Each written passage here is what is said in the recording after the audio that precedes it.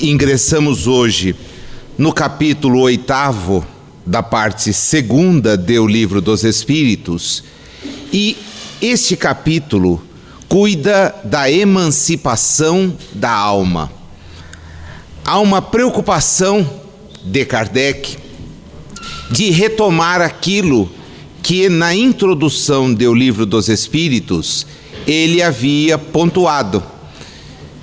Quando, usando a expressão alma, ele se refere ao espírito encarnado, nos dá a ideia de que, enquanto permanecemos nas oportunidades reencarnatórias, o que presentemente se dá em relação a todos os que aqui nos encontramos, nós não deixamos de estar em contato, em sintonia com a realidade espiritual. A prova disto é que várias áreas da ciência identificam certos fenômenos, certas manifestações que são a prova mais evidente de que nós, apesar de permanecermos vinculados à realidade corpórea, não nos afastamos, vivendo uma multiexistência. Estamos aqui na nossa vida de relação, mas somos influenciados pelos espíritos e temos condições de manter certas condutas, adotar certas práticas que de alguma forma nos colocam também na realidade espiritual. A ciência, particularmente a parapsicologia, que é sucessora da metapsíquica, ela de alguma forma analisa estes fenômenos. Por exemplo, a questão da telepatia, em que, embora no corpo físico, conseguimos nos comunicar com outras pessoas também no corpo físico, sem que para isso tenhamos que nos valer dos meios de comunicação usualmente colocados à disposição. E há experiências que a isso conduzem, notadamente aquelas desenvolvidas a partir dos trabalhos de Zellner. As cartas Zellner são uma destas mais claras expressões de que é possível a transmissão do pensamento. Mas as coisas não param por aí.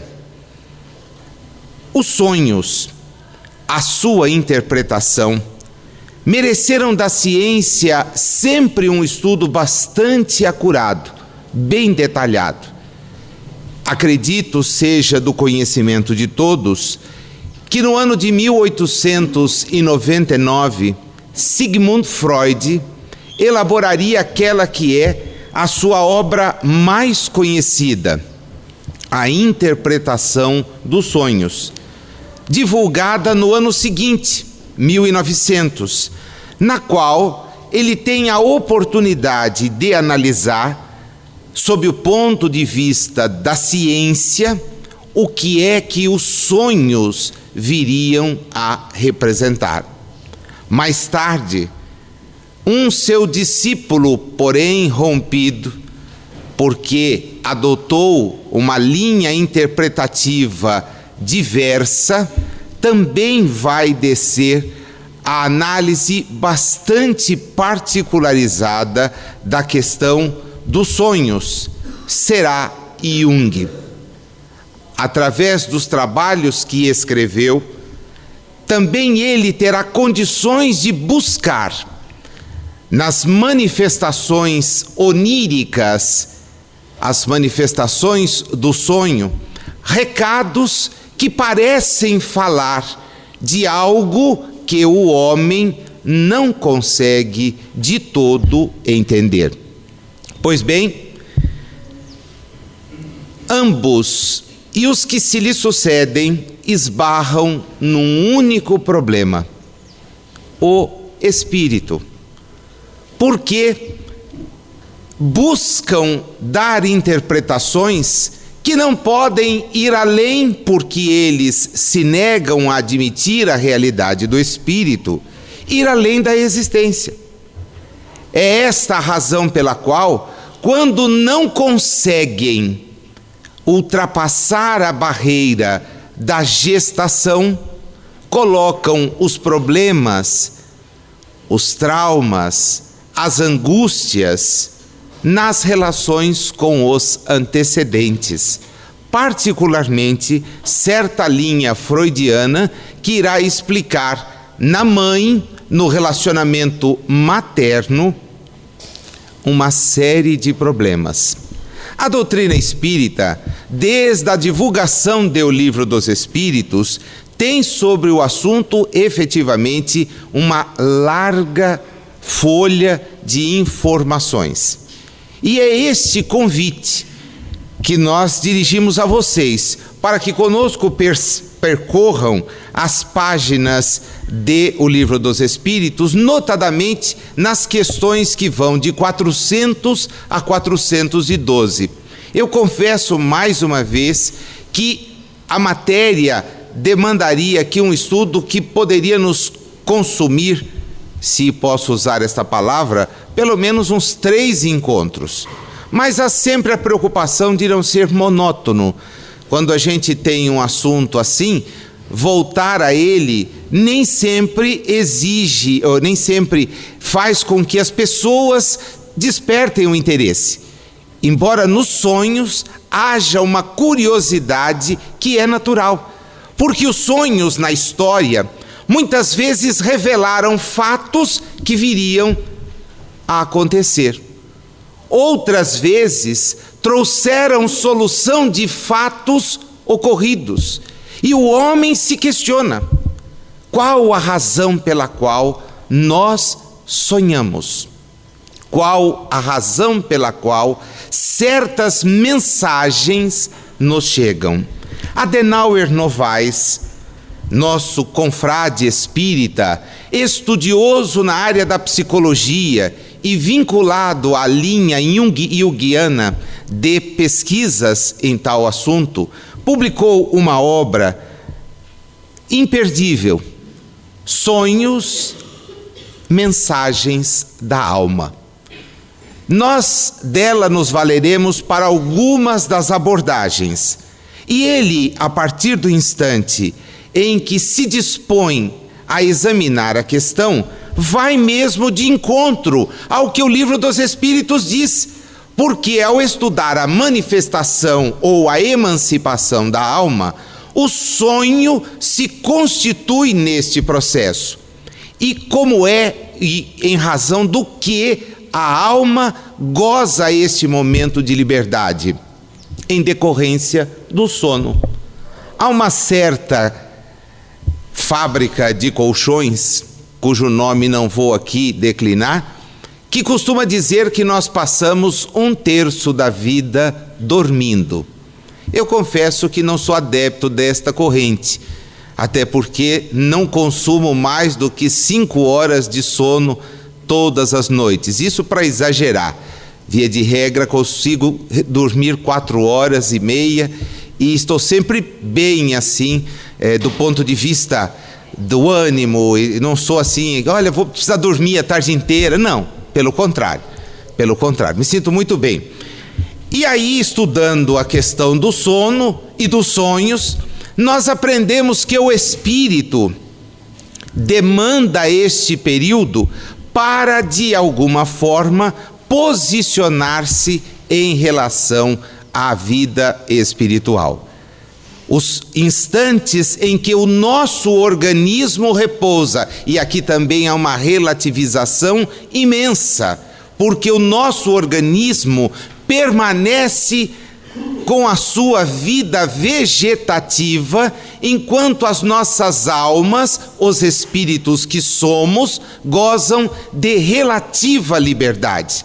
O processo digestório vai se desenvolver. Os batimentos cardíacos continuarão. A respiração, embora às vezes manifeste episódios como os das apneias, também será um fluxo contínuo.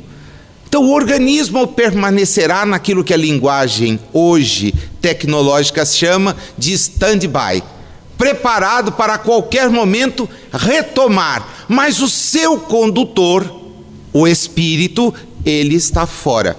Ele goza de relativa emancipação. José Raul Teixeira, numa imagem muito bonita e que se contrapõe à de André Luiz em Nosso Lar, nos fala que muitos espíritos, no instante em que gozam desta liberdade, vão para debaixo da cama. Quando a gente imagina que eles viajam, estão ali debaixo da cama, envolvidos com as suas questões. Já outros, como registra André Luiz, têm a chance de provocar um episódio como aquele até de certa forma hilariante, em que ele busca Narcisa, lá nas páginas de Nosso Lar, e lhe diz apavorado, ele um desencarnado, com a presença de duas criaturas, que ele fica assustado. Quem são aqueles dois ali? Ela diz, são dois espíritos encarnados, André Luiz. Dois encarnados? Sim, são espíritos de grande elevação, que aproveitam o momento do sono para vir em nosso lar trocar ideias. E aí a gente percebe o grau de elevação dos espíritos que estão na Terra. Alguns vão para baixo da cama, outros podem se desprender. É exatamente esse o estudo que Kardec faz. Há uma grande questão, e essa eu gostaria de concentrar a nossa atenção. Quando nós temos assim muitas informações e pouco tempo, a gente se fixa. Então eu vou passar pelas questões, talvez nem por todas, vou quebrar um pouquinho a regra, porque eu gostaria de me concentrar notadamente em uma, que os espíritos, onde eles têm a chance de desenvolver todo um largo ensino. Como tarefa da tarde, vocês sabem que sempre saem, fica aí o desafio de reler 400 a 412. Os que têm o livro podem me acompanhar aqui tranquilamente. Na 400, Kardec pergunta: o espírito encarnado permanece de bom grado no seu envoltório corporal? E eles nos trazem a resposta: o preso gosta de ficar na cela? A resposta nem precisa dar, né? Não. Pois bem, o espírito também não gosta de ficar aqui. E é por isto que as reencarnações são momentos na vida do espírito onde ele, esquecendo-se do passado, nós já estudamos isto, retoma esta realidade transitória para poder aqui ajustar-se, aqui quitar certos compromissos que tem. Em A Gênese, quando Kardec tem a chance de estudar os sonhos, está lá no capítulo 14, o item é o de número 28 do 14, ele nos registra o seguinte: os sonhos apresentam 3 caracteres das visões, notadamente. Primeiro, é você ter a oportunidade de entender a realidade espiritual.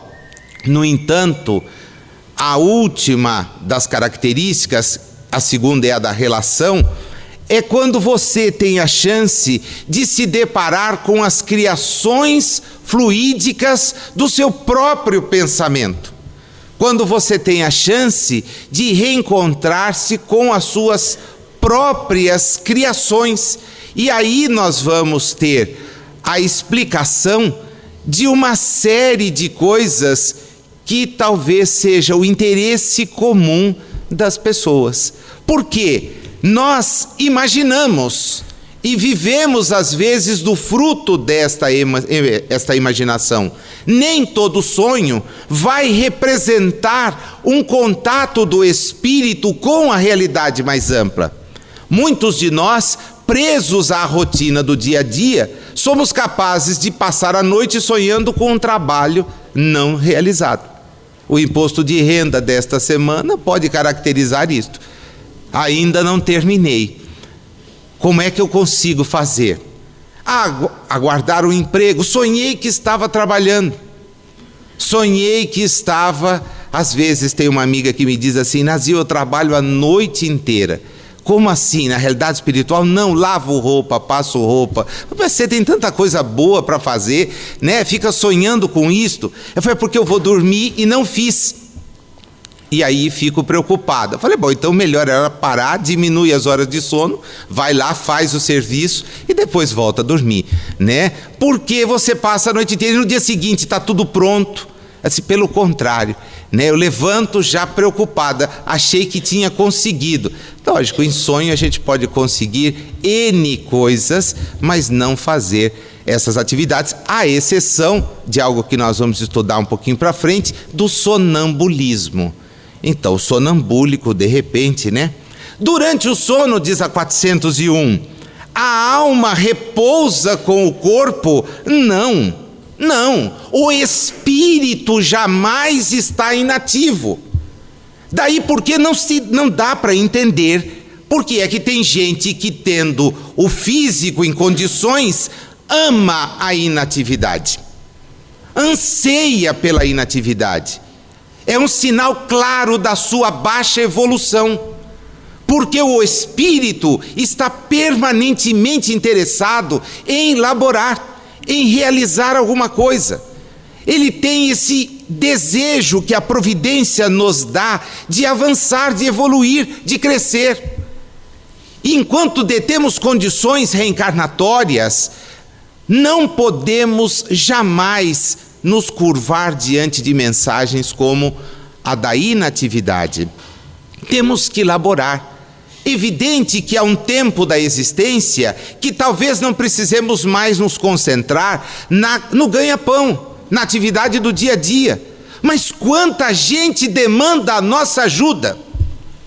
Quantas instituições sociais estão precisando de contadores, de professores, de dentistas, de médicos, advogados, de pessoas de boa vontade, pouco importa se detenham ou não a formação. Quanta gente carece de uma atividade que não seria, além de prazerosa, útil do ponto de vista do espírito. E a pessoa se queda na inércia, acompanhando numa telinha a degradação do mundo. E fica ali, embevecida, com os braços e as pernas inoperantes. A mente já é inoperante há muito mais tempo. Porque se não fosse, a pessoa estaria se atuando. O espírito não para. Em A Gênese, Kardec de novo tem a chance de abordar isso, quando diz que nos instantes de libertação, o espírito anseia por retomar aquela que é a nossa realidade. Para nós, a existência é um período, um lapso. Tanto que há uma expressão que nós repetimos aqui inúmeras vezes: estamos mortos enquanto reencarnados. A vida é a vida do espírito. Estar aqui reencarnado é um detalhe. A questão 402 é aquela que eu disse que gostaria de me alongar. Primeiro porque ela detém uma resposta imensa. É um verdadeiro tratado sobre a liberdade do espírito durante o sono. Vamos fixar? O sono é então um momento de repouso do corpo. Do corpo. Sono, repouso do corpo. Para o espírito pode estar envolvido em vibrações que o mantenham alienado, mas o espírito não repousa. Ele anseia a oportunidade de crescer. Ele anseia a oportunidade de evoluir. E como é que eu avalio isso? Vem a parte da resposta que todo mundo busca. O grau de liberdade é representado pelos sonhos. Quando o corpo repousa, acredita-o, tem o espírito mais faculdades do que no estado de vigília. Quando os nossos corpos então se entregam a este stand-by, os nossos espíritos têm chance de reencontrar-se consigo mesmos. Daí porque a entidade que dá a resposta nos afirma: é possível voltar ao passado e, às vezes, prever o futuro no instante do sonho, no instante em que as nossas almas se libertam. Sonhos, as mensagens da alma, as mensagens do espírito, que vai ter chance então de talvez entender as razões pelas quais passa por certas dificuldades. Primeiramente, lembrando-se de que tais dificuldades são decorrentes da sua vida atual. Nós semeamos equivocadamente e livremente. Precisamos colher a nossa semeadura. Nós fazemos aquilo que bem entendemos. Logo, temos que nos ajustar quando infringimos as leis divinas. Esta é a primeira consequência. Isso nos remete aqui ao capítulo 5 do Evangelho segundo o Espiritismo. E aqui um pequeno parênteses. Estamos no mês que comemora os 150 anos do Evangelho. E não há melhor presente que podemos ter na encarnação do que conhecê-lo. Mas é conhecê-lo estudando-o em profundidade. E não há melhor benefício que podemos outorgar a quem efetivamente amamos do que lhes presentear com um exemplar do Evangelho. É a prova mais eloquente de que amamos aqueles que nos seguem, aqueles que nos acompanham. Dá-lhe, de espontaneidade, aceite. Mas eu não sou, aceite. Porque Jesus está ali integralmente. Não o Jesus deificado, não o Jesus trancado nos sacrários, não o Jesus venerado pela morte, mas o Jesus da vida. Jesus é vida e vida em abundância. É convite à felicidade. Meu reino não é daqui. Puxa vida, acompanhem-me. Vocês não querem me seguir? Venham. Vocês são de onde eu sou. Estão num progresso. Venham. É o texto do Evangelho. É o Evangelho que balsamiza, que esclarece, inclusive sobre os sonhos. Quando Kardec tem a oportunidade de perceber que inúmeras foram as passagens, os textos bíblicos, muito mais do Velho do que do Novo Testamento, estão repletos de recados dados a partir do sonho. Todos nos lembramos aqui do sonho de José. 7 vacas gordas, 7 vacas magras sonhou o faraó e foi buscar o conselho com o seu amigo e servidor, que lhe disse: Senhor, sinal evidente de que teremos grande período de bonança, mas um período fortíssimo de carestia. O que faço? Guarde o que lhe sobrar no período de bonança. Não desperdice. E é isso que a gente às vezes consegue entender da vida. Porque existem anos em que temos a oportunidade de guardar, guardando-nos para depois, no período de dificuldade, termos ânimo, termos recursos. É toda uma história. O sonho de Nabucodonosor, o sonho de Daniel, o sonho de Jeremias, as visões proféticas em sonho de Isaías, os relatos de o Novo Testamento, a começar do sonho de José, o pai de Jesus, que recebe a notícia de que ali estaria o Espírito que mudaria a realidade da terra. São todas as mensagens que nos chegam. adquire maior potencialidade e pode pôr-se o espírito em comunicação com outros espíritos. E olha que coisa linda, quer da terra, quer além da terra. Dizes frequentemente: tive um sonho extravagante, um sonho horrível, mas absolutamente inverossímil, não pode ser real. Enganas-te. É a miúde uma recordação dos lugares, das coisas que vistes ou até mesmo que verás em outra existência, em outra ocasião. Quando o corpo se entorpece, o espírito, de certa forma, trata de quebrar os grilhões, de se afastar. E aí aquela história do Raul. Às vezes afasta, mas vai para debaixo da cama. Tem a chance de avançar, mas fica ali envolto com as suas pequenezes. Por quê?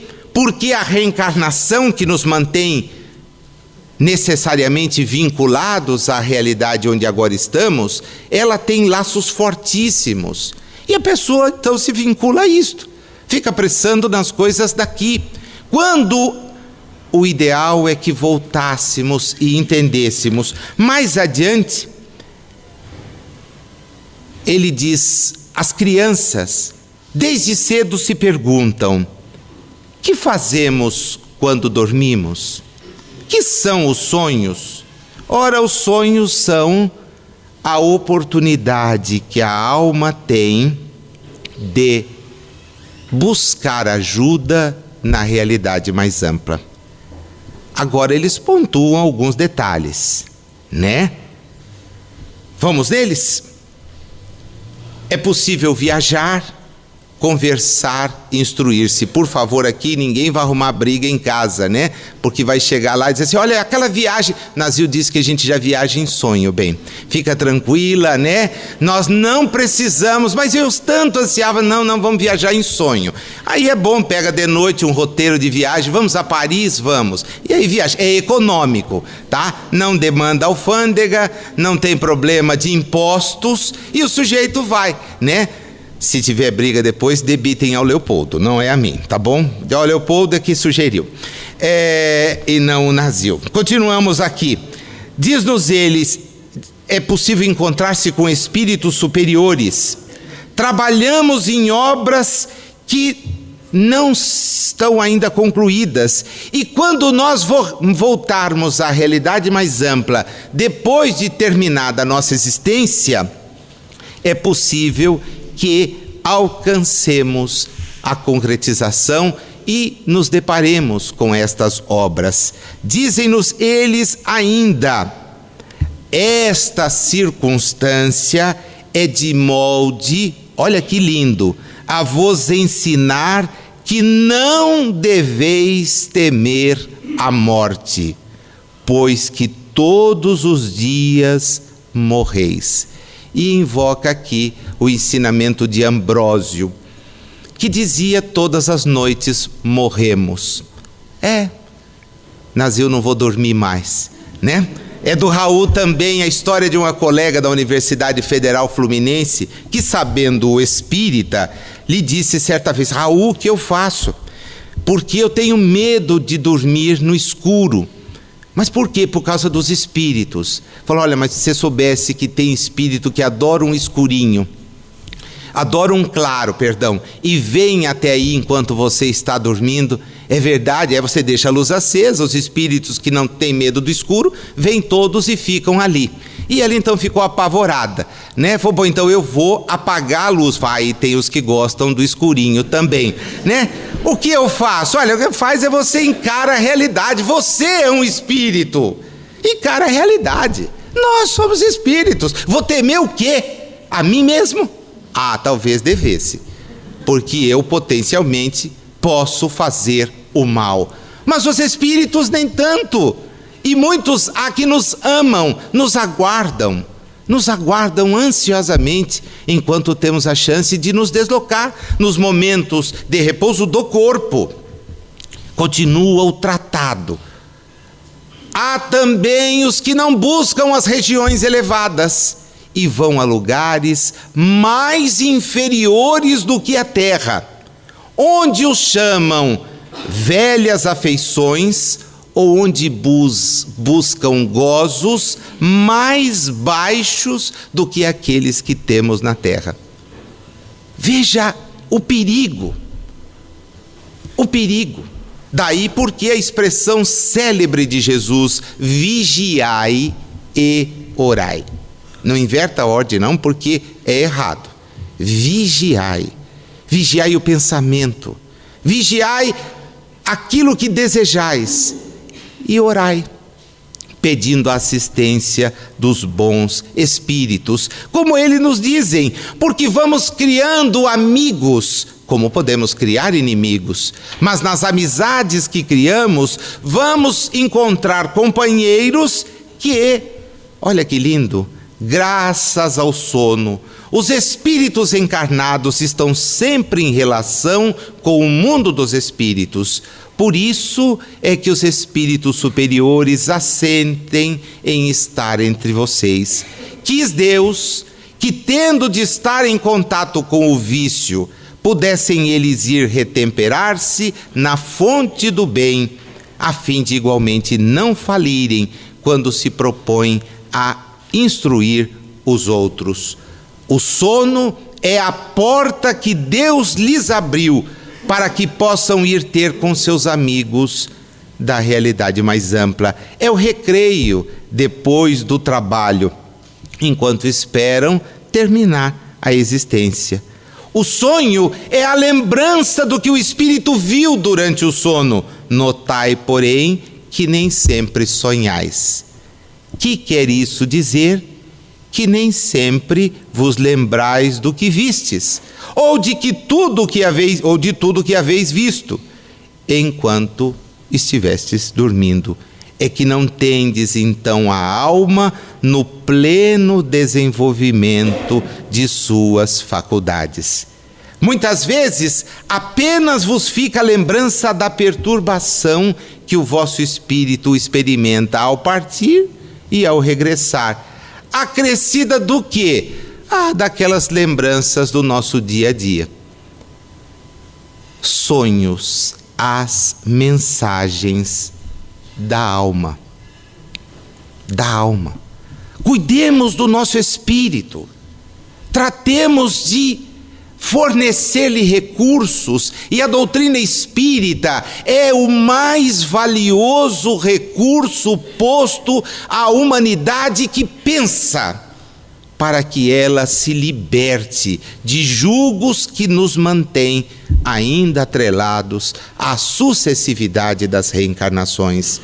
Meus amigos, os tempos das reencarnações precisam ser cada vez mais espaçados. Precisamos avançar de modo a potencializar não o transcurso de alguns anos em que os nossos corpos físicos experimentam, depois de um certo apogeu, o declínio. É preciso dar aos nossos espíritos aquilo que os nossos espíritos tanto anseiam, que é a satisfação daqueles valores que jamais passam, porque são imperecíveis. Valores que o bem, a bondade, a caridade, o belo, o justo infundem em nossos espíritos e que devem ser buscados e ansiados à exaustão. Nossos espíritos reclamam isto. Nos comentários que acresce a esta grande dissertação, Kardec diz que os sonhos são um efeito da emancipação da alma, que é mais ativa do que quando está na vida de relação. Daí, diz ele, uma espécie de clarividência, clairvoyance, como dizem os franceses, uma visão que é muito mais clara, muito mais lúcida do que a visão que temos aqui. No meu caso específico, sem isto, apenas a da realidade espiritual, que é bom, né? Porque os únicos que eu consigo divisar mais assim, porque com os olhos, sem os óculos, não saberia nem chegar até metade aí do caminho sem tropeçar, né? Não é nem tanto assim, mas só para dar uma ideia de que essa visão é ampla, é a visão do espírito.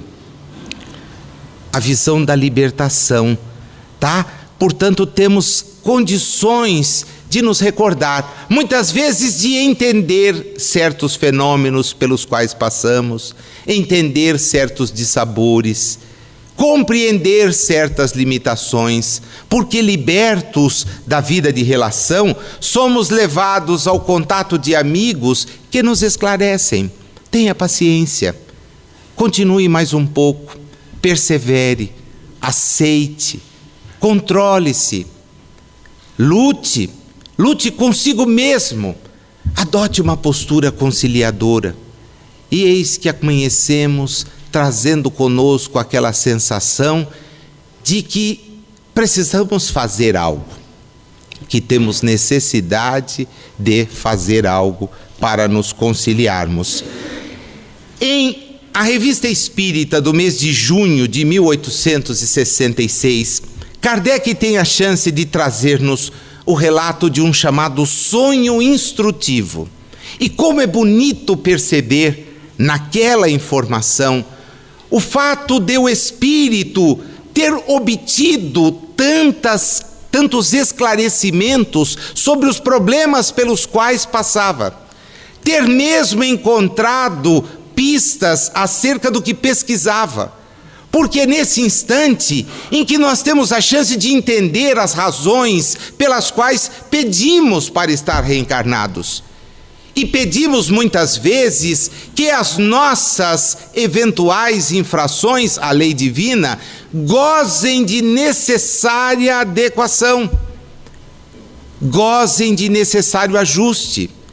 Vêm as provas do dia a dia e nós queremos delas fugir, mas o nosso espírito não tem a visão que temos enquanto encarnados. O nosso espírito sabe que a nossa programação é outra. E nesses instantes em que passamos libertos, como registra aquele sonho de junho de 1866, o espírito então se recorda de que aquelas provas foram por ele mesmo ansiadas. Daí porque não haver espaço para reclamação. Se vocês forem a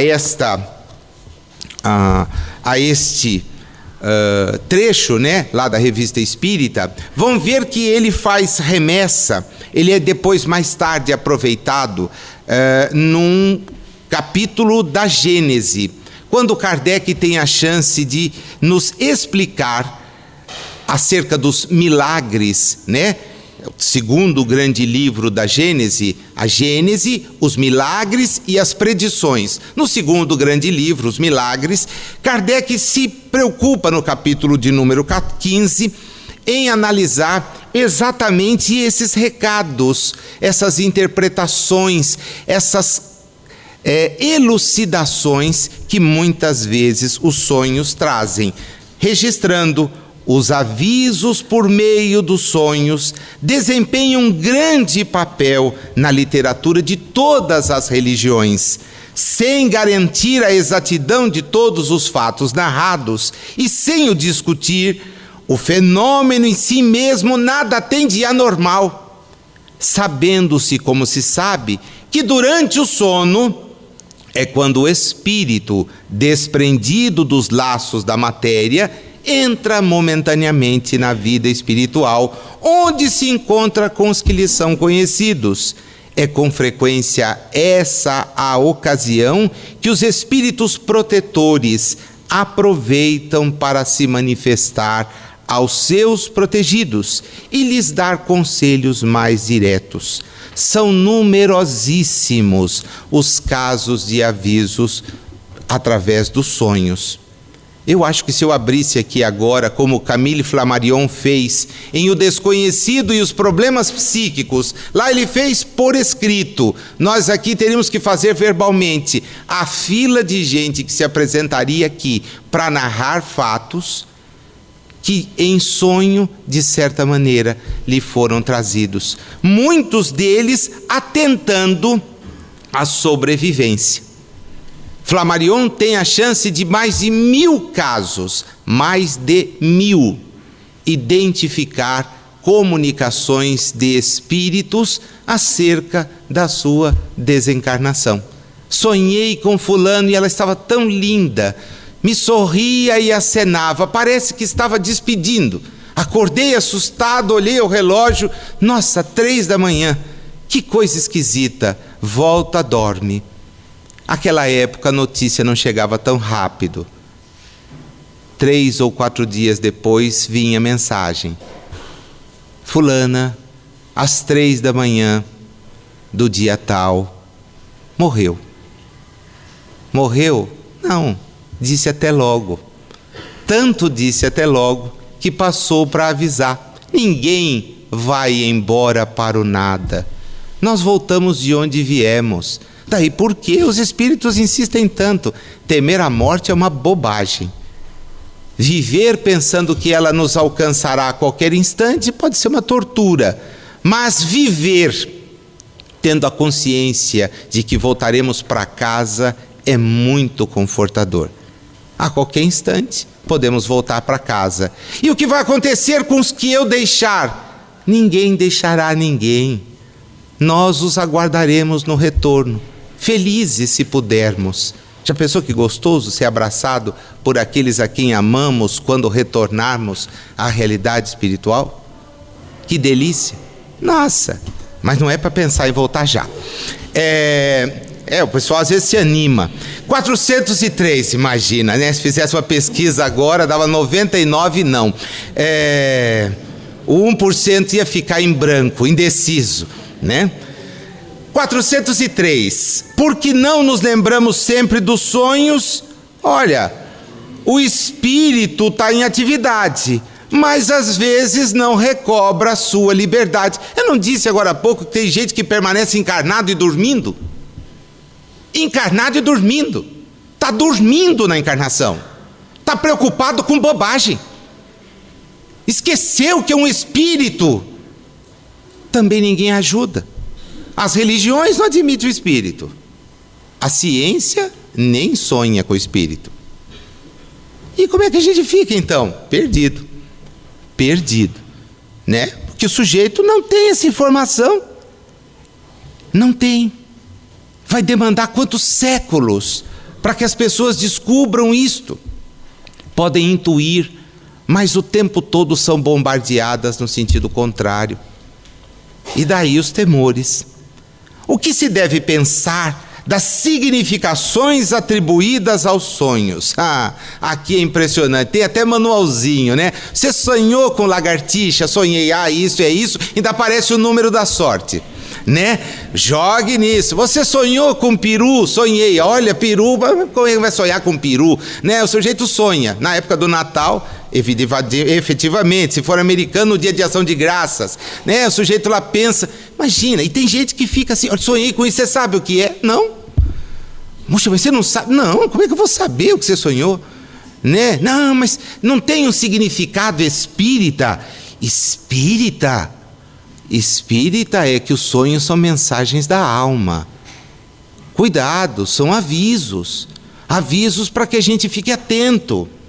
Os sonhos não são verdadeiros como o entendem os ledores de sorte. Esses que vendem ilusões, que faturam alto na incredulidade e na ignorância do homem que está na terra.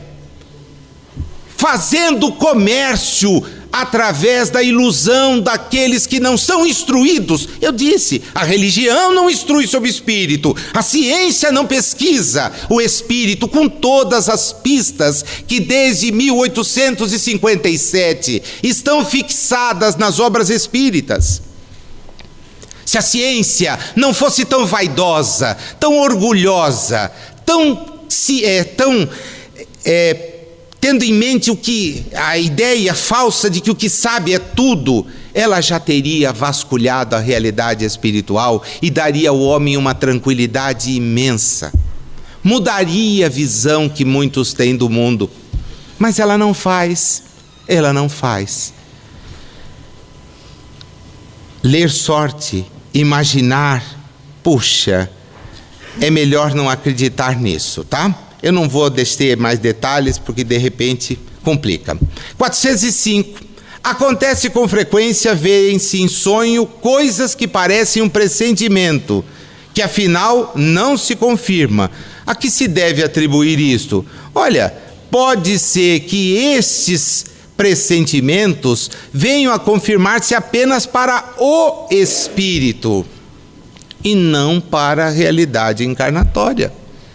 Estando sob a influência da matéria, temos uma coisa, um papel a cumprir, mas enquanto espíritos a coisa é completamente diferente. E ele pontua no final a entidade: a isto é que em verdade cabe chamar-se efeito da imaginação. A pessoa pensa e quer concretizar aquilo, então sonha. Nossa, eu sonhei que nós estávamos mobiliando a casa, eu estava até tirando a medida dos móveis. Aí no dia esperto, o que você está imaginando? O que você passa o dia inteiro pensando exatamente na casa? Bom, à noite vai sonhar com a casa. E às vezes está construindo a casa na realidade espiritual, né? E não a casa na realidade corpórea. Quando em sonho vemos pessoas vivas, muito nossas conhecidas, a praticarem atos de que absolutamente não cogitam, não é efeito da imaginação? E ele, o espírito que responde, diz para Kardec, de que absolutamente não cogitam? O que você sabe sobre isso? Os espíritos dessas pessoas vêm visitar o teu, como o teu os vai visitar, sem que saiba sempre o que eles pensam. Aliás, a gente nunca sabe no que o outro está pensando. Tenta adivinhar. Não é assim? O enamorado não fica, você estava pensando em mim, não estava bem. Claro, né? Claro. É evidente que sim, né? É uma pena que termina depois que fica junto. Aí não pensa mais, né? Deixa para lá. Depois, insistem eles, não é raro atribuir-lhes de acordo com o que você deseja a pessoas que conheceis o que se deu ou se está dando em outras existências. É necessário o sono completo para a emancipação do espírito? E aí o pessoal que tem alguma atuação mediúnica sabe que não. Basta a gente dar uma encostadinha assim, né? E automaticamente a gente começa a perceber. Percebe vozes, percebe vultos, percebe mesmo entidades ao lado. É só dar uma encostadinha, né? Não preciso ali entrar naquele sono profundo. Não, rapidamente. Tem uma brecha, o espírito aproveita. 400, esse também aqui é importante registrar. Quem tiver acesso à Revista Espírita, ano de 1860, mês de março, há um estudo desenvolvido com a senhorita Indermull. E essa senhorita, ela é protagonista de lucidez a partir desses momentos em que o corpo repousa, que nos assombram, né? E é capaz de descrever naquele momento o que está acontecendo nas salas ao lado, com uma riqueza de detalhes que os que observavam diziam: mas ela está dormindo. O corpo está em stand-by, o espírito não, né? Então a pior coisa que tem é falar mal da pessoa enquanto ela está dormindo, tá? Aprende isto, né? Fulano dormiu, vamos tricotar sobre ele. Não, tricota enquanto ele está acordado. Por quê? Acordado ele está na vida de relação. Dormiu, esquece. Para tranquilizar filhos é um grande remédio. No momento em que os filhos dormem, todo pai deveria se aproximar do berço e conversar com o espírito. Meu filho, estamos juntos nessa empreitada. Me ajude a ajudá-lo. Seja meu amigo. Esteja ao meu lado, como eu quero estar do seu. E às vezes o que a pessoa faz, graças a Deus dormiu, vamos embora. Não, aí é que ele vai seguir mesmo. Então aproveita aquele instante, conversa, sabe? Tem esse momento, o pai às vezes fica tão preocupado, é um momento de comunhão de espíritos. E nós recebemos não filhos, nós recebemos espíritos que são parceiros ou inimigos. Então é a hora de nos dirigirmos a eles. Estejamos juntos, Trabalhemos juntos, compreenda as minhas falhas, deixe-me ajudá-lo, sinalize-me. É uma coisa assim muito, muito importante, que eu confesso para vocês, sempre pratiquei. Por isso digo que é importante, porque sempre percebi nesses momentos uma grande aproximação, um grande envolvimento. É como se a gente pudesse fixar ali padrões que devemos buscar enquanto espíritos. Porque as nossas relações do dia a dia às vezes nos atritam, mas enquanto espíritos nós podemos estar de braços, mãos dadas e avançar. Na 408, qual a razão de ouvirmos algumas vezes em nós mesmos palavras pronunciadas distintamente e que nenhum nexo tem com o que nos preocupa? Olha, você chega a ouvir até frase inteira.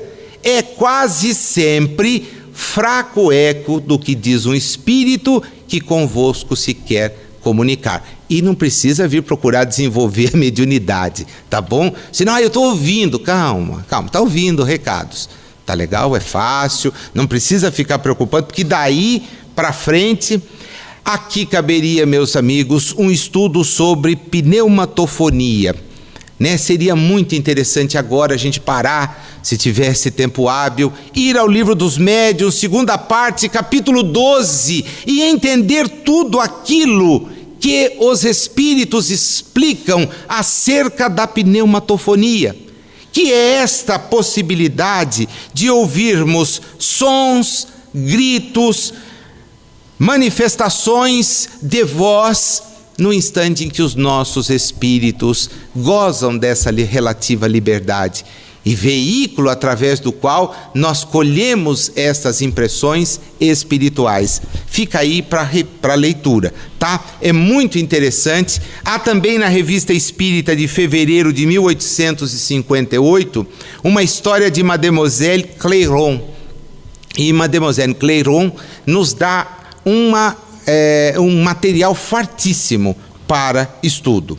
409, doutras vezes, num estado que ainda não é bem do adormecimento, estando com os olhos fechados, vemos imagens distintas, Que aí é efeito ou imaginação? Respondem os espíritos com uma lucidez imensa. Estando entorpecido o corpo, o espírito trata de desprender-se, transporta-se e vê. Se já fosse completo o sono, haveria o sonho. E a gente pergunta, eles responderam ou se responderam? Mas para valer, mandando que nós fiquemos atentos, entendamos essa realidade. Às vezes é fruto da nossa imaginação. E sobre ela, em O Livro dos Médiuns, capítulo 6 da segunda parte, há todo um estudo sobre a teoria da alucinação. Não dá, Adoraria. Dá-se também que durante o sono, ou quando nos achamos apenas ligeiramente adormecidos, acodem-nos ideias que nos parecem excelentes e que depois se apagam, E aí a gente tenta lembrar, eu acho que... E não vem. Tem gente que já passou por isso aqui, quantas vezes por dia, De onde vêm essas ideias? Olha, vem da realidade espiritual. Provam a nossa emancipação. E muitas vezes são conselhos que os outros espíritos nos dão. Aí Kardec acrescenta uma pergunta, Ele nunca entra direto. De que servem essas ideias se eu não posso aproveitar? Olha, elas dizem respeito ao mundo dos espíritos. E você está no mundo corpóreo. Pouco importa que o espírito as esqueça quando unido ao corpo. Quando ele está libertado é que interessa.